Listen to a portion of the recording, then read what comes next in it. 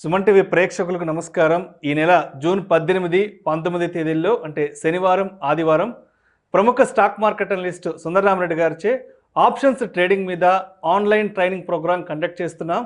దీనికి పేమెంట్ చేయవలసి ఉంటుంది. ఆసక్తి ఉన్నవారు ఈ కింద స్క్రోల్ అవుతున్న నంబర్కు కాల్ చేసి మరిన్ని వివరాలు తెలుసుకోగలరు.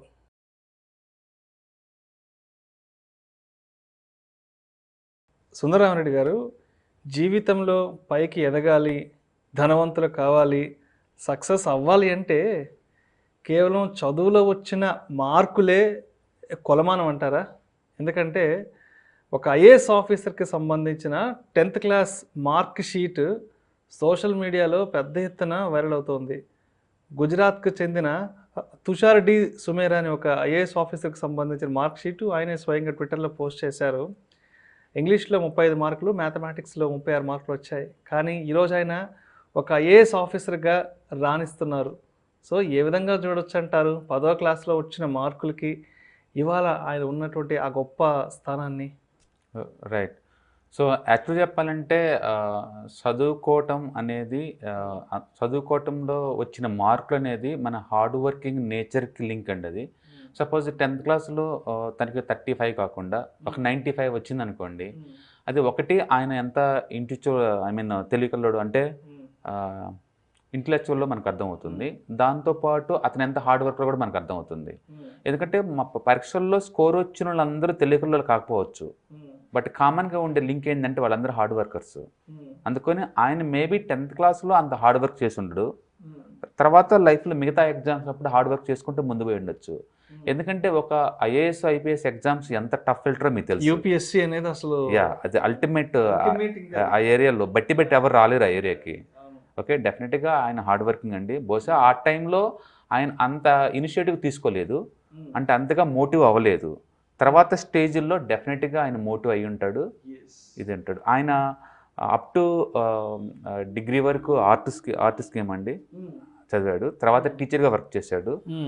నాకు తెలిసి టీచర్గా ఉన్నప్పుడు ఏంటంటే ఆ టీచింగ్ స్కిల్ అనేది నిరంతరం రివిజన్ చేస్తూ ఉంటారు కదా, అది బాగా హెల్ప్ అయి ఉండొచ్చు అతనికి.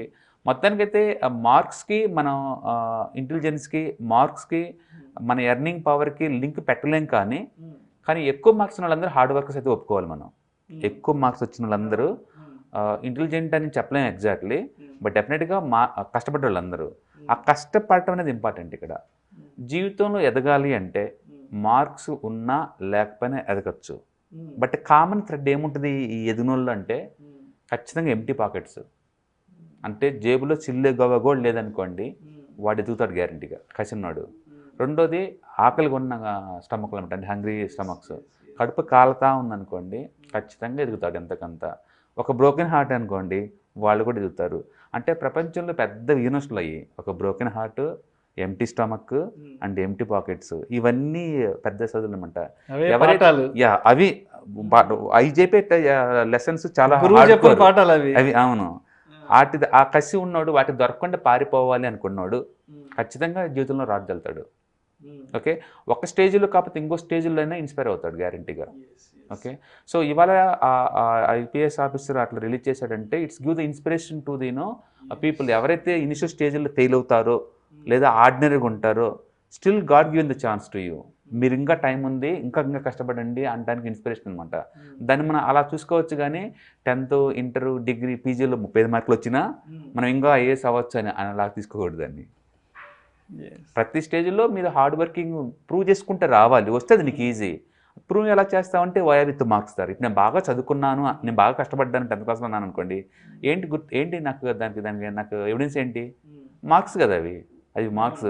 అందుకని ఎవరైనా బాగా చదివారు అంటే మార్క్స్ రావాలి అక్కడ, అంతే. గుర్తుండిపోవచ్చు, బ్రెయిన్ లెవెల్స్, ఐక్యూ లెవెల్స్ అవన్నీ వేరు. బట్ ఎక్కువ మార్క్స్ అనేది హార్డ్ వర్కింగ్ గుర్తు, అంతే. అంతకుమించి దాని డేటాని వేరేలాగా రీడ్ చేయడానికి ఏం లేదు అక్కడ. సో ఒక నిరంతర శ్రమ, ఒక పరిశ్రమ అనేది ఉండాలి. ఉంటే డెఫినెట్గా వాళ్ళు ఋషులు అవుతారు, అందులో డౌట్ లేదు కదా. దాన్ని చాలా వరకు అదే అంటారు కదా, కృషి ఉంటే మనుషులు ఋషులు అవుతారు. మీరు చూడండి, మన చుట్టూ ఉన్న ఈవెన్ స్టాక్ మార్కెట్లో కావచ్చు, బయట కావచ్చు, ఒక్క తరంలో 1,000 కోట్లు సంపాదించిన ఉన్నారు. ఒక్క తరంలో, నేను అంటుంది పేరెంట్స్ ఇచ్చిన ఆస్తి కాదండి, ఒక్క తరంలో వందల కోట్లు కాదు, వేల కోట్లు సంపాదించిన ఉంటారు. దాని వరకు వాళ్ళ హార్డ్ వర్కింగ్ ఉండొచ్చు, లక్ ఉండొచ్చు, లేదా బ్యాక్గ్రౌండ్ పుషప్ ఉండొచ్చు, ఏదైనా ఉండొచ్చు. మొత్తానికైతే they are the winners. But అందుకని విన్నర్స్ మధ్య థ్రెడ్ అదే ఉంటుంది ఖచ్చితంగా. వాటందరి మధ్య లింకేజ్ మాత్రం ఖచ్చితంగా హార్డ్ వర్కింగ్ ఉంటుంది. అందుకని హార్డ్ వర్కింగ్ ఖచ్చితంగా లింక్ ఉంటుంది, అందులో డౌట్ లేదు. మార్క్స్ అంటవా రావచ్చు రాకపోవచ్చు. మంచి క్లవర్కి ఫేవర్ వచ్చినా రాకపోవచ్చు, మంచి హార్డ్ వర్క్ ఆ రోజు ఎగ్జామ్స్ రాకపోయినా తప్పిండొచ్చు. ఒక ఎగ్జామ్లో తప్పినంత మాత్రాన జీవితం తప్పినట్టు ఏం కాదు. ఎందుకంటే ఇంకా బోల్డ్ ఉన్నాయి, జీవితమే మెయిన్ ఎగ్జామ్. ఇవన్నీ చిన్న చిన్న ఎగ్జామ్స్ ఎవ్రీ ఇయర్ వచ్చిపోయి. అందుకని డెఫినెట్. బట్ నేను ప్రూవ్ చేసుకున్న ప్రతి స్టేజ్లో అనుకున్న వాళ్ళకి మాత్రం ఛాలెంజింగ్ కదా. అందుకని ప్రతి ఎగ్జామ్ లైట్గా తీసుకోవడానికి వీల్లేదు. ప్రతి స్టేజ్లో నువ్వు ప్రూవ్ చేసుకుంటూ వస్తుంటే చాలా ఈజీ అనమాట.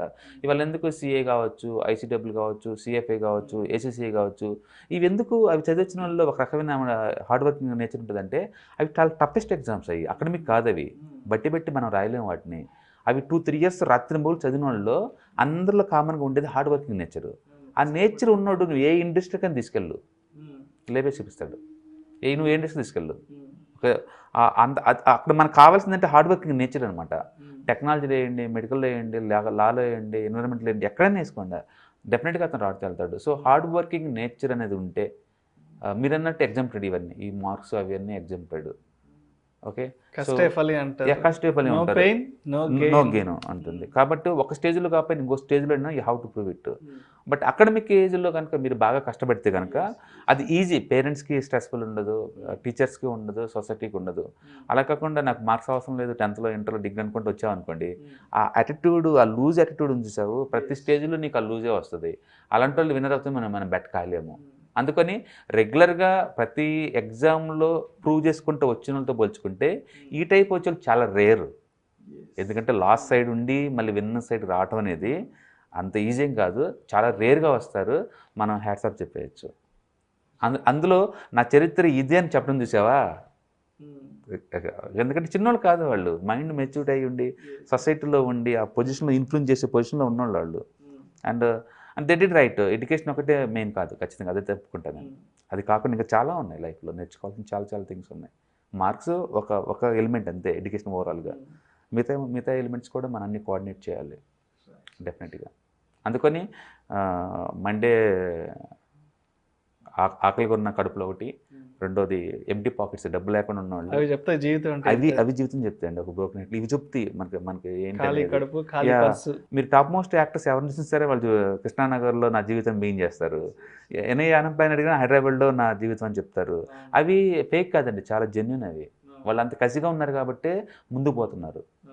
అందుకని డెఫినెట్గా అది ఉండాలి, అది ఉంటేనే వస్తాయి. అందుకని కొన్ని ప్రొఫెషన్స్లో బై డిఫాల్ట్ ఉంటుంది. సిఇఓస్ ఒకటి, మోడలింగ్ ఒకటి, ఇవన్నీ నిరంతరం పరిగెడతారు వాళ్ళు, నిరంతరం పరిగెడతారు. ఆ పరిగెడుతున్నారు కాబట్టే సక్సెస్ ఉంది. నువ్వు ఆపావో మీరు ఇదైపోతారు. అందుకని కంఫర్ట్ అనేది పెద్ద డ్రగ్, ప్రపంచంలో పెద్ద డ్రగ్ అంటే అది కంఫర్ట్గా ఉంటాం. ఎప్పుడైతే నువ్వు కంఫర్ట్ ఫీల్ అవుతావు గ్రోత్ ఆగిపోద్దండి, ఇంకా ఫర్దర్ ఉండదు. ఇంకా పరిగెత్తూనే ఉండాలి, పరిశ్రమ అవుతూనే ఉండాలి. అది ఉన్నంత కాలం విన్నింగ్ నీ సైడే ఉంటుంది. నువ్వు కంఫర్ట్ ఫీల్ రోజు ఫినిష్ అయిపోద్ది, ఆ విన్నింగ్ వేరే వాళ్ళకి వెళ్ళిపోద్ది ఆటోమేటిక్గా. అందుకని కొన్ని ప్రొఫెషన్స్లో ఉన్న వాళ్ళు మాత్రం షైన్ అవుతూ ఉంటారు. రీజన్ అదే. ఈవెన్ అవుట్డేట్ అయిపోయిన యాక్టర్స్ అని చూడండి, స్కిల్ వెళ్ళిపోతాయి, బయటకు ఉండవు. అది ప్రాక్టీస్ నిరంతరం చేస్తే ఉండేది అనమాట. అందుకని ఎవరైతే ఈ ప్రాసెస్ని లైక్ చేస్తారో, ఎవరి పని వాళ్ళు లైక్ చేస్తుంటారో వాళ్ళు నిరంతరం వాళ్ళు తెలియకుండా చాలా హార్డ్ వర్క్ చేస్తుంటారు ఆ ఏరియాలో. దానివల్ల రోజు కొంచెం యాడ్ చేసుకుంటూ అప్డేట్ అవుతుంటూ ముందు పోతూ ఉంటారు లైఫ్లో. అందుకని అలాంటి వాళ్ళు డెఫినెట్గా షైన్ అవుతారు. Thank you sir, thank you so much Sundara Reddy గారు. జీవితానికి మార్కులు ఒక్కటే కొలమానం కాదు, అంతకు మించి చాలా ఉంది, అంతకు మించిన శ్రమ పరిశ్రమ అనేది ఉంది అనే అంశం గురించి ప్రేక్షకులకు చాలా చక్కగా వివరించారు sir. Thank you so much sir. Thank you sir.